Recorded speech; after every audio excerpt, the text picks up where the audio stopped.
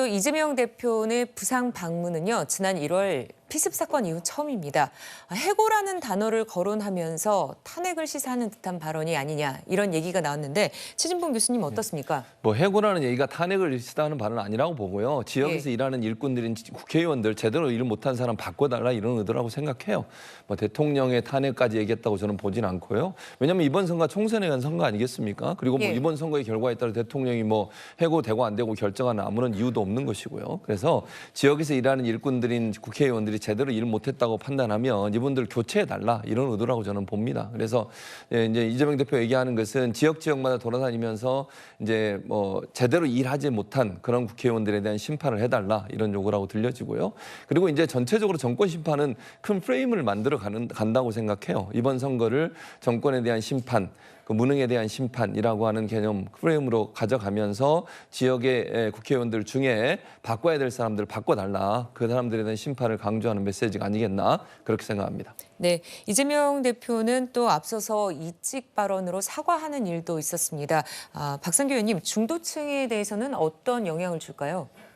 제 개인적으로는 큰 영향을 주리라고 봅니다. 큰 왜냐하면 영향이요? 네. 이게 이제 연상되는 발언이 있어요. 정동영 열린우리당 시절 당의장 시절에 노인분들은 투표하는 대신에 집에서 쉬시는 게 좋겠다. 이게 대단한 역풍을 불러일으켰었지 않습니까? 예. 저 발언이 또 부산에서 나왔어요. 이제 좀 뒤에 볼 기회가 있는지 모르겠으나 이직하려면 이직을 하고 싶으시면 살만하다 싶으시면 찍는데 자 거기서 끝냈으면 좋았는데 그 뒤에 문제 발언이 또 나옵니다. 집에서 쉬시라. 진심이 뒤에 있었던 거예요. 자, 그 발언이 나올 때 이재명 대표 뒤쪽 그러니까 왼쪽인데 이재명 대표 오른쪽에 있던 부산 지역 후보자가 입맛을 다십니다. 쩝하면서.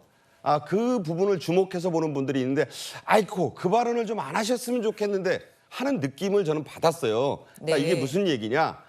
이게 이제 이직도 좋고 일직도 좋습니다. 그런데 이게 민주주의 국가의 선거제도에 대한 중대한 도전으로 해석될 수가 있어요. 그러니까 때 맞춰서 여기에 한동훈 위원장이 뭐랄까 네.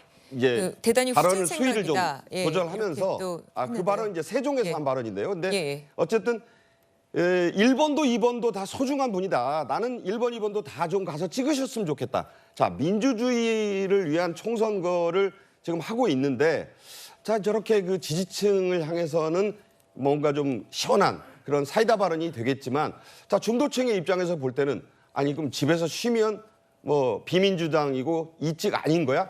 이런 생각이 들 수 있잖아요. 지금 이 선거는요.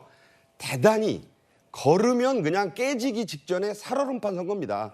따라서 스윙 보터들이 굉장히 지금 판을 주시하고 있어요.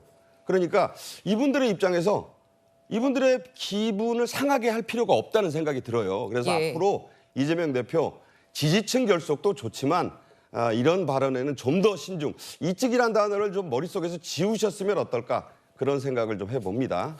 네, 사실 뭐 이재명 대표의 발언 의도에 대해서는 또 이재명 대표만 아는 거니까요. 이것은 개인적인 의견이 좀 들어간 부분입니다.